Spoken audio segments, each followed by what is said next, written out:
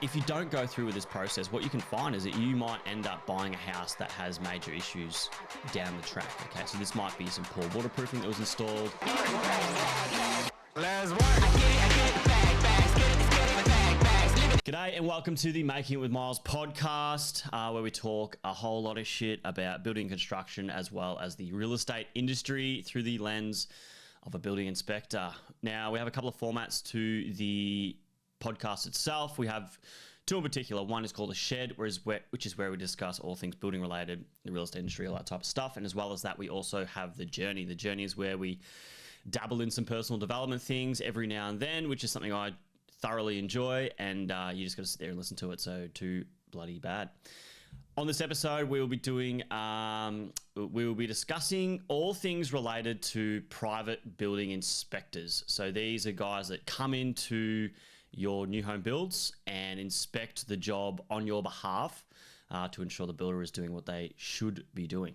Now, there's a few things we're going to discuss. We're going to discuss what they actually do, why it's important, some costs associated with it, and more or less the benefit of doing it. Now, what we're finding these days is a lot of volume builders, it seems to be, are sort of skimping out on the quality of finish for their clients. And it's not just the quality in regards to it's not fantastic and perfect. It's they're not even meeting the bare minimum standard of construction. Okay, so we all work off the guides and standards and tolerances. So what this is something that's been put together by all the builders, and it's Australia-wide, and it pretty much states what you can get away with and what you can't get away with in construction, because most high-end builders are working with zero tolerances. They're working so it's absolutely perfect, and then low-end builders are just sort of scraping by. Now, a lot of new home construction I've seen, and I don't do this as a full-time gig for private building inspectors, but what we're finding is that the quality of construction is absolutely shit ass. And there's a lot of clients that are getting shafted by this, and there isn't a really good entity put in place to keep the builders accountable for the actual construction process itself. Now, in the construction process itself, you do have staged inspections that which need to be signed off by the building surveyor. The building surveyor is the one that issues the building permit. These are the very qualified and smart people that actually oversee the project to make sure it complies. But unfortunately, they don't have enough time on site. They don't spend enough time on site to go through each little nook and cranny of the project to ensure that it is being built to an acceptable standard. Okay, so they come on site, check it with all the footings are there, done. Check all the steel's correct, done. Even in those situations, some are missing a lot of items and just sort of pushing through the job. So what's been happening is clients have actually been engaging their own private inspector, and they might be spending up to about probably $2,500 to $3,000 for all stages of the construction project, where they have their own independent guy. He comes out and then he goes over the project at each particular stage as well. And these stages are things like the pre-slab, so when all the steel's in place, ready to pour the concrete, the frame stage, lock up, the fix, maybe some waterproofing, and then the completion of the project. Okay, and what they're going to do is they deliver a report that is very, very detailed, and it goes through every single non-compliant defect on that property, which therefore really should be rectified by the builder because it's non-compliant. It's something you can take in a VCAT and knock them back on because it doesn't actually meet any sort of standards and tolerances. What are building inspectors in this regards? Now, you don't need, there's a kind of a couple of areas of what a private building inspector qualifications need to be. Currently, you can be anyone and do private building inspections. Don't have to be a registered builder. You don't have to be a licensed building inspector. You don't have to have any of these qualifications. You can just roll in and do what you want. And based on that report, you're just making the builder aware of the defects and they've got to go fix them. I highly recommend that you don't engage anyone that is pretty well underqualified in this regards, because I'd like to know what experience they have, and you want to make sure that you're getting some good advice from a good experienced person. But what we're finding is, these building inspectors don't have to be super qualified. They can just know if they know the compliance and what needs to be, the tolerances of what needs to occur, then they can write up a report and then get that issued. The report itself, when given to builders, doesn't have to be actioned. Okay, I've done this personally just for a mate. where I've written the reports, we've given it to the builder, and they've done really nothing about it at all. They've just continued with the job and continued building non-compliant walls that are not straight enough, and walls are out of plumb, and all these not major issues, but issues that don't meet the minimum standard. The issue that occurs from this is that the job's progressing and it's not meeting the tolerances and compliance, and any rectification towards the back end is just going to get harder and cost a lot more money for the builder, not for the client. It's the builder. The issue and impact on the client is that it will push out the back end of the project because it's going to cause delays, which no one wants. The importance of getting a private building inspector on your new home builds is very simple. If you think you know, or if you do know all the standards and tolerances, and you can go out yourself and check on the builder and make sure they're doing everything compliant and to an adequate degree of workmanship, the builders will not give you the time of day or give two shits about your opinion based on your experience and who you are. Okay, so that's probably a little harsh, but I feel like it's probably consistent with a lot of builders. Now, when you get a builder involved, a building inspector involved who is experienced and knows the shit they're talking about and can have good arguments with the builder and to tell them why they suck at what they're doing, it's important that you get a quality product that you have purchased. Very simple. It's just the QA, the quality assurance of your construction project itself. If you don't spend the money and you don't invest in a building inspector, and you shouldn't have to. This shouldn't even be a fucking industry. I must admit, because the builders should just meet the minimum standard at least, if not go above and beyond, and everyone has a quality product.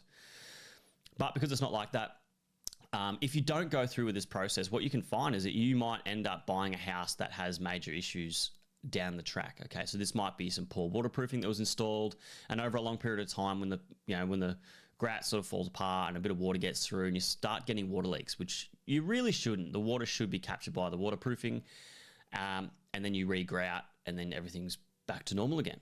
But what we're finding is that, especially a lot of new homes, they've got some grout missing, the water gets in the back, the shower leaks, it goes through the wall into the room next door, and then what we find is that when you go back to the builder and saying, oh, my bathroom leaks, it's your fault, they look at the grouting hasn't been maintained, they walk away, you haven't maintained it, too fucking bad, and that's it, no one cares. You're there rebuilding your bathroom, which is a pain in the ass. And this is what we don't want. We don't want clients walking through their houses that they've just spent hundreds and thousands of dollars on and looking down the paintwork, and the paintwork's shit house, the doors don't close, the floors are out of level, the walls are out of level, the tiling looks horrible. It's an endless situation, okay?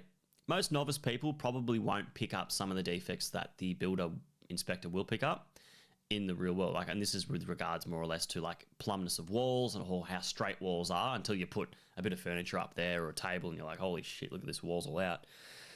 It's not something that's easily picked up just by the eye, okay? And that goes for me as me as well. I can look at a ceiling and go, oh, it looks okay, and then I get in the roof and realize it's got a big sag in it, and it's all by the trick of the eye. The reason why I'm sort of pushing to get new home building inspectors engaged for building projects is just to keep the builder accountable. When they understand that there's a private building inspector on site that's actually going to be overseeing their work, they put a little bit of extra effort in, okay? These blokes are running 15 jobs at one time, like these site managers. So I don't think they want to deliver a shit job.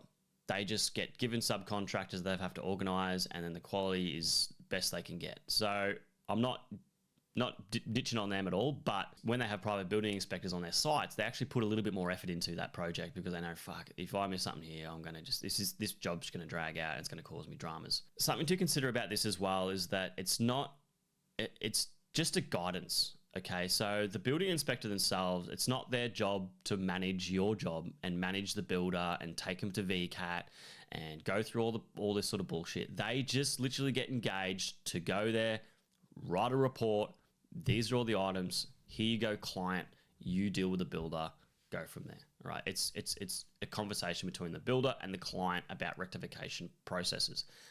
If the builder's not sure on something or wants to knock something back and has some legitimate reasons as to why, well, then that's a conversation that can be had. But other than that, here's all the information that you need.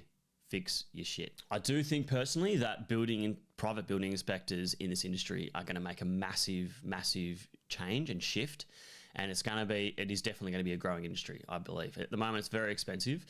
I feel like that price will probably come down a little bit more. You'll find a lot more people coming into this industry because of the money that can be made and more or less the liability that's there, which is technically nothing. There is no liability. If you miss something or anything like that, you're sweet. The building surveyors, they're the ones that can be up shit creek, and obviously the builders themselves can be up shit creek. They take a lot of liability for the construction itself, but the private building inspector just rolls in, does his report, and then rolls out. So I think over a long period of time that the pricing of this will lower.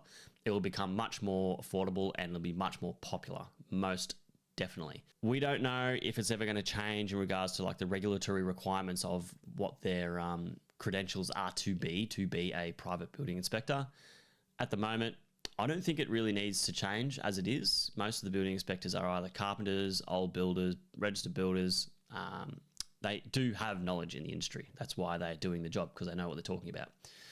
So I don't think that needs really too much change. But if you are a homeowner and you're getting your house built, especially by a volume builder, I would highly recommend you get a private building inspector on your side. Invest the money. It is definitely worth it. You will have a lot of guidance and you'll understand the quality that you are actually getting throughout the stage of construction. Okay, you can hold your builder accountable. So all that money you've borrowed from the bank and all that interest that you're paying and all that hard earned that you've put into this construction build, you are getting your money's worth. So to recap, if you're getting a new home built, definitely engage a private building inspector. Do they need to be qualified? No, they don't. I would definitely look to do some research to make sure you get some qualified guys in to make sure your project is getting built adequately. And that's it. So thanks for listening to the Making It With Myles podcast. This was another episode of The Shed where we discussed all things related to building inspectors that look and service for all new home construction. If you found any value in this whatsoever, do give us a share. That's much appreciated. If not, hey, that's all cool. Nah, my heart is just slowly broken. Other than that, look after yourselves and I'll see you on the next one. All right.